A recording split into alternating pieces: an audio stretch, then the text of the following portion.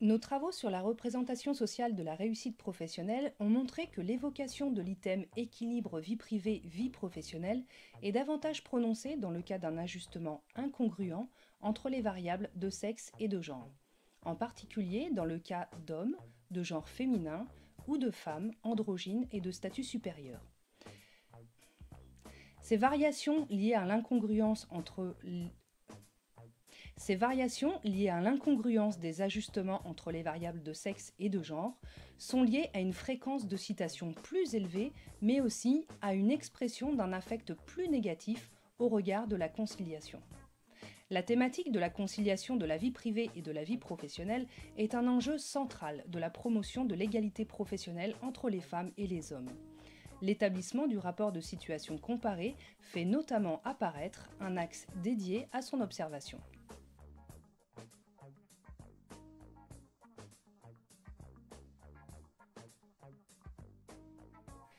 En particulier, le rapport de situation comparée doit faire apparaître un constat des mesures mises en place dans l'organisation relativement à l'articulation vie professionnelle-vie privée, telles que le versement de compléments de salaire pour congés parentaux, la participation au mode d'accueil de la petite enfance ou l'existence de dépenses éligibles au crédit impôt famille. L'objectif étant d'identifier les mesures permettant de concilier vie professionnelle et vie privée. Rappelons qu'aujourd'hui encore, la charge des tâches domestiques et parentales repose principalement sur les femmes. La répartition inégale du poids de ces charges entre les femmes et les hommes induirait un report de cette inégalité de la sphère privée vers la sphère professionnelle en générant davantage de difficultés pour les femmes. La conciliation vie privée-vie professionnelle semblerait donc plus coûteuse pour les femmes que pour les hommes en termes de gestion du temps et de rôles sociaux.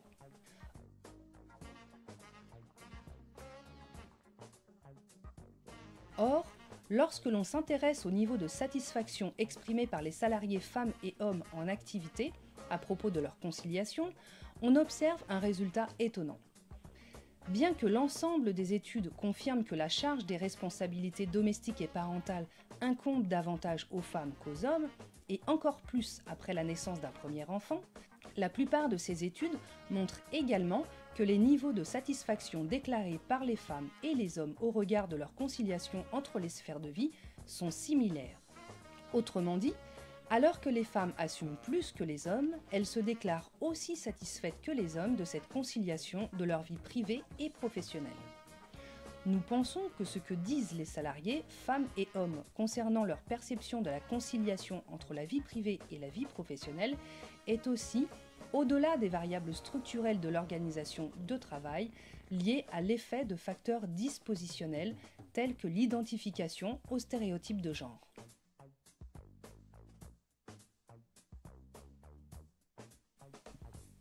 L'approche généralement utilisée pour étudier la conciliation conçoit l'interface travail-famille en termes de conflit de rôle bidirectionnel, de la famille vers le travail et du travail vers la famille.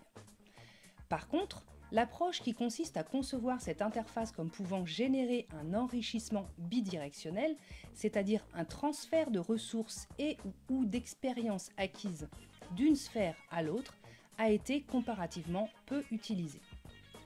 Il semblerait en fait que les perceptions de ces interférences positives de type enrichissement et négatives de type conflit se combinent selon différents modèles, additifs, différentiels ou interactifs, pour générer une perception globale de la conciliation entre les sphères de vie. Il nous semble en effet que le genre, en tant que degré d'identification aux stéréotypes prescripteurs de rôles sociaux normés et donc désirables, peut intervenir dans la perception de conflits de rôles et/ou d'enrichissement entre les sphères de vie, en interaction notamment avec la variable du sexe, sachant que les femmes et les profils de genre féminin sont traditionnellement et désirablement associés à la sphère privée, alors que les hommes et les profils de genre masculin sont traditionnellement et désirablement associés à la sphère publique et professionnelle. Ainsi, la conciliation entre vie privée et vie professionnelle est également liée aux représentations des rôles respectifs des femmes et des hommes dans les sphères de vie privée et professionnelle. En d'autres termes, nos résultats montrent que l'identification des femmes et des hommes aux stéréotypes de genre a bien un effet sur la façon de concevoir la conciliation entre vie professionnelle et vie privée. En matière de conciliation entre vie professionnelle et vie privée, nous avons pu montrer qu'au-delà du fait d'être un facteur de modération entre le sexe et le statut hiérarchique, l'identification aux stéréotypes de genre des agentes et des agents est également un facteur de modération de la conciliation entre ces sphères de vie. Nous avons montré en particulier que la congruence des ajustements des variables selon l'ordre androcentrique sous-jacent dans les différents systèmes de partition constitue un facteur de protection pour les travailleurs, mais les voies empruntées diffèrent selon le sexe. Pour les hommes de haut statut hiérarchique, hommes masculins, hommes cadres masculins, c'est la moindre perception des interférences négatives, donc de type conflictuel, en provenance du travail vers la vie privée qui protège. Pour les femmes de bas statut hiérarchique, c'est la plus grande perception des interférences positives, de type enrichissement, entre les sphères de vie qui protègent. Il semblerait que, en cohérence avec la division sexuelle du travail et les rôles sociaux sexués, les hommes soient protégés par une dissociation marquée entre les sphères de vie qui séparent de façon nette le travail et la vie privée,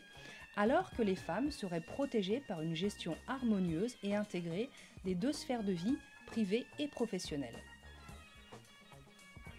A l'inverse, l'incongruence des ajustements expose à des facteurs de risque.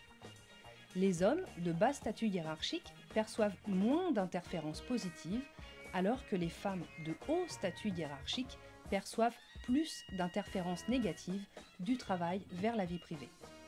Là encore, l'incongruence des ajustements entre les variables de sexe et de statut est liée à davantage d'exposition à des risques psychosociaux selon deux voies différentielles en fonction du sexe.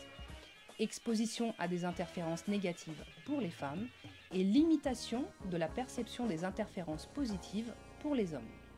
Nos résultats ont également montré que les profils de genre indifférenciés, quel que soit leur statut et leur sexe, perçoivent moins les interférences positives entre les deux sphères de vie que les autres profils de genre. De plus, pour les managers, l'indifférenciation est liée à une perception accrue de problèmes de concentration pour les femmes comme pour les hommes. Et pour les femmes managers indifférenciées, s'y ajoute une plus forte exposition à des risques de retard ou d'absence.